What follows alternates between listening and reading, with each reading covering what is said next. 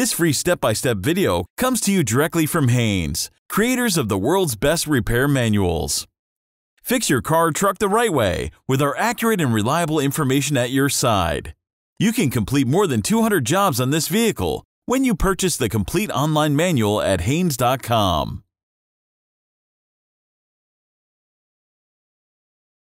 The fluid should be drained after the vehicle has been driven and brought to operating temperature.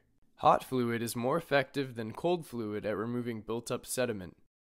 Warning: fluid temperature can exceed 350 degrees Fahrenheit in a hot transaxle. Wear protective gloves.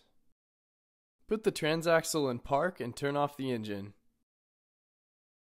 Raise the vehicle and support it securely on jack stands.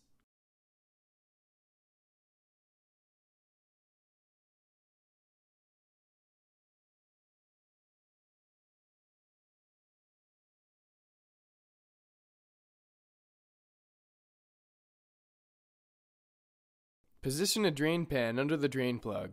Be careful not to touch any of the hot exhaust components. Remove the drain plug and allow the hot transmission fluid to completely drain out.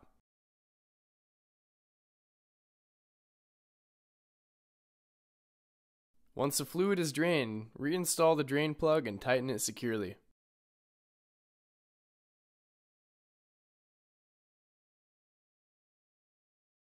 Lower the vehicle.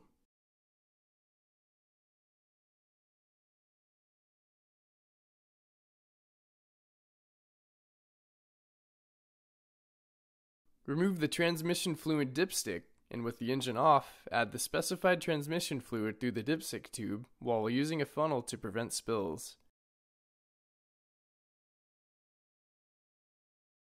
Add a little fluid at a time, checking the level with the dipstick and allowing time for the fluid to drain into the pan after filling to achieve an accurate reading.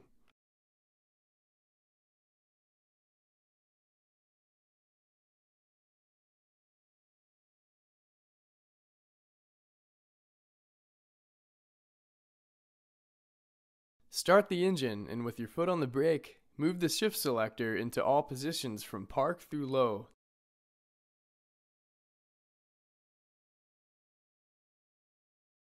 Then shift back into park and apply the parking brake. With the engine still idling, check the fluid level. Add fluid a little at a time until it's up to the cool level on the dipstick. Insert the dipstick and ensure that it locks in place.